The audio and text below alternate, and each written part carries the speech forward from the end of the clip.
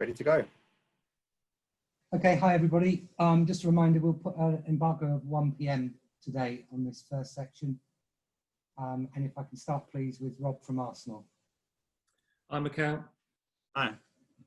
You said on Wednesday night, Anfield's probably the toughest place to go in the world right now. You're going there twice in the space of 4 days. How much is your course helped by the fact that the fans won't be there, the famous Anfield atmosphere won't be a factor? Well, I think obviously the crowd makes them stronger because it's a unique atmosphere what they're able to create at Anfield. But as well, you can see how well they are playing without any crowds as well. So we know the challenge that we have ahead of us. Let's embrace it. Let's go for it. Let's prepare well and try there to win.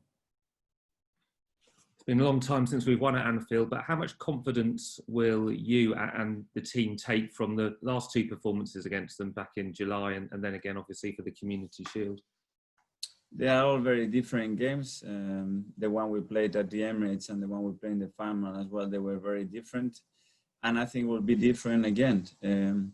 We know the standards that they have set in this league, how consistent they've been, and that's because they dominate almost every aspect of the game. So we need to be at our best. We need to compete really well against this team, and hopefully the boys are ready to do that on Monday. Thanks, Mikel. Faye from Premier League Productions. Hi, Mikel. Hi. You say it's going to be different. What do you mean different from the other two games? They were really different, the one at the Emirates and the one we played in the final against them. They have some variability depending on what they do, how we have to control those aspects, as well the way we can attack in different ways as well. So it's like quick waves all the time with them, you know, without much time to breathe. A really quick game. There doesn't exist a long sequences of passes really against them. And we have to be at our best, that's for sure. After the West Ham game, you said that you had a lot of issues and you need to improve on many things. What have you specifically been working on to address that? Obviously, I'm not going to discuss that, but we had some time to work and try to prepare better. But every games bring you different challenges, and in this league, every opponent is causing you issues that we have to resolve, and we are evolving. We are getting much better. I think on Tuesday already we did a lot of things much better in the same aspects, so we need to keep improving. Thank you, Mikel. Thank you. Emma from Sky. Hi, Mikel. Great to see you today. I know you've been asked about this before, but a lot can change very quickly at this stage of the transfer window. Is there any update on Lucas Torreira? We know there's interest in him. And I suppose how important is it to get a deal done before you look at bringing any other players in? No, we don't have any updates on Lucas or any other player at the moment. You've been linked with Jorginho at Chelsea. I know you won't want to comment on specific players, but is he the type of player you're looking to add to your squad? Well, we are still open to improve our team. We are looking for different options as well, depending on what happens with some of our players here. So we are getting prepared just in case we need to do something. And just lastly on him again, I know you were working with Pep Guardiola when he tried to sign him from Napoli a couple of years ago. What qualities did you see in him then that he could potentially bring to your squad now? Sorry, but I cannot open up in players that play for a different team in their qualities is not appropriate from my side. Sorry. Thanks, Mikel. Thank you. Ian from TalkSport. Hi, Mikel. How are you doing? Hi. What is it like, and how difficult is it for you as a coach to have to face the same opponent twice in the space of a week? It's normally difficult enough to play the same team in 4 days, and for the players as well to adapt. And obviously, the first game has a big impact on the second one, and it's really tough to beat, for example, the same opponent twice in that short period. Obviously, when you talk about Liverpool, that challenge is much bigger. But I just want to focus on Monday. Let's try to get the best possible preparation against them. Go there and most importantly, have the belief that we can go there and win. And we all have to believe that we are capable of doing that. How much in this game do you need to start on the front foot? Because obviously there are no fans there, as we said. And, if you do start on the front foot, then possibly you can expose some problems like Leeds did on the opening day. Yes, it's really important to start well, but it's really important what happens after 20, 30, 80, 90 minutes, because that team that they are really consistent in their performance. They are able to constrain the opponent to do very little against them, and they can dominate long periods of games. So you have to be able, when you have the right opportunities, the right moments, to be ruthless. You have to do that. And as well, you have to be able to suffer for periods, because and you have to expect that they're going to have those periods. Arsenal were working hard to try and get fans back into the stadium for next weekend. We now know that's not going to happen. Are you pessimistic that you'll see a supporter, an Arsenal fan, getting a chance to see your team play at home, at least for the next 6 months? I don't know. Obviously, with the news and the new guidelines given by the government, is not looking very positive in the next few months. And we have to bear in mind, obviously, the situation we have in our society. So we have to respect that. I think we're all trying to create a safe environment. It's in the interest of everybody, first of all, in the Premier League, to first of all keep playing. I think we have achieved really good standards at the moment and keep the positive really, really low. That's the first aim, and obviously we can get the fans back in here. I think it will be great for football world as well. Last one on me, Eddie Nketiah. Last international period, he's now within sight of Alan Shearer's record of scoring goals at under 21 level. Scored again for you in midweek. Do you think he could get a full England call-up soon? Well, I don't know. Obviously, if he keeps performing the way he's been with us in the last few months, he will have a really good chance. And as well, I think culturally, England and the actual manager, they are really brave with young kids. But it's up to them. They have to be consistent. They have to keep doing what they're doing, put their focus at club level, and then that opportunity will come in a natural way. Thanks, Mikel. Thank you. George, BBC.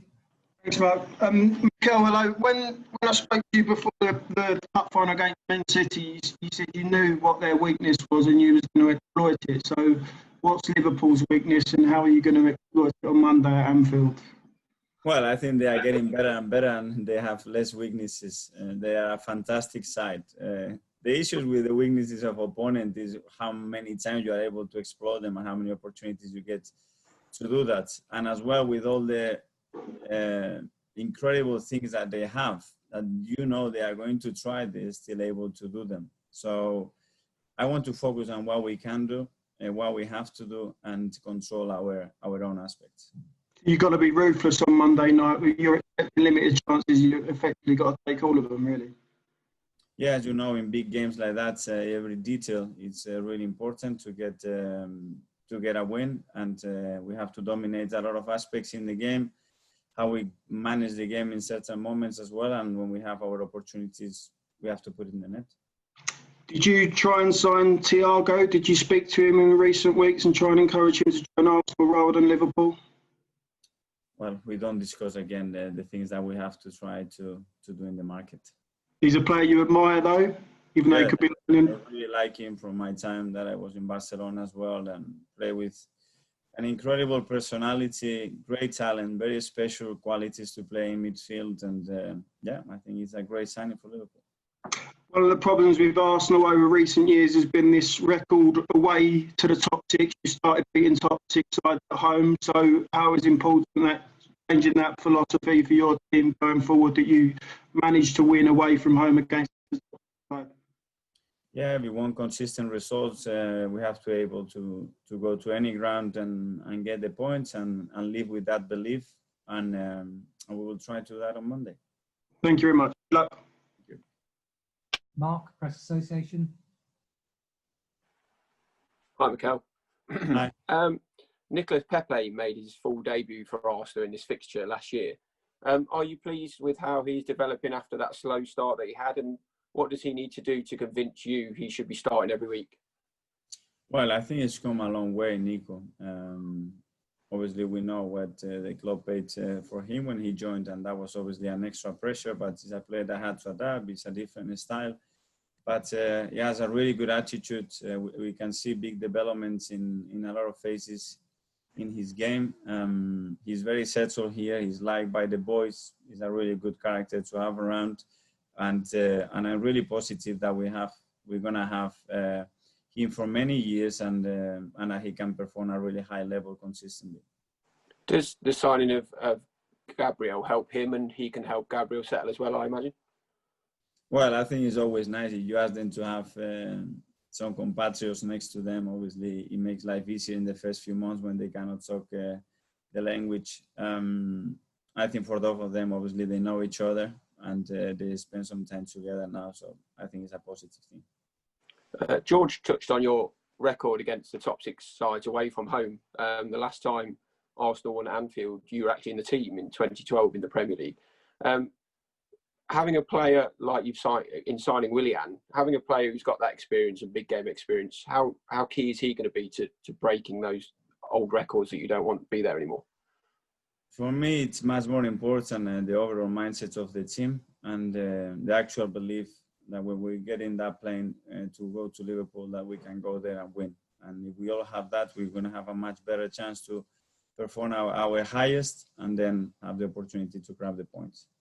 Is that one of the differences now? Do you see the belief that they can go there, that they believe in themselves, whereas when you first came in there? Well, I haven't been at Anfield yet with them, but I'm expecting that every ground we go, we're going to prepare the games to win, and that they can realize that they are good enough to do that. But obviously that it has to be by an incredible performance individually, collectively, and managing every detail that the game requires. Aubameyang and Lacazette combined again last week for the first goal against West Ham. How important is the understanding they have with each other and the way you then want to play as a team? Yeah. Well, I think the front players, they need to create certain chemistry between them, and that feeling that when they look themselves in the eyes, they understand each other, that they communicate on the pitch to see what they are feeling. And I think we are getting that with them on the moment, not only them, but with Willie as well, the way he's coming the team straight away, with Pepe, Bukayo when he's playing that position, with Reece. And it's really important. It's something that we try to promote in training as well. And hopefully they can keep linking and improving those relationships between them. And then just finally from me, Ian touched on the lack of fans in stadiums now. It can damage football, but how concerned are you for the clubs further down the pyramid where the money really is needed more, isn't it? Well, I think the club is playing, obviously, without the funds financially, the implications that it has, how can it still be sustainable, the things that we have to achieve as a team to try to improve those finances as well. But obviously, I think it's crucial for every club that this doesn't get too much delay, because then obviously the challenge ahead is brutal.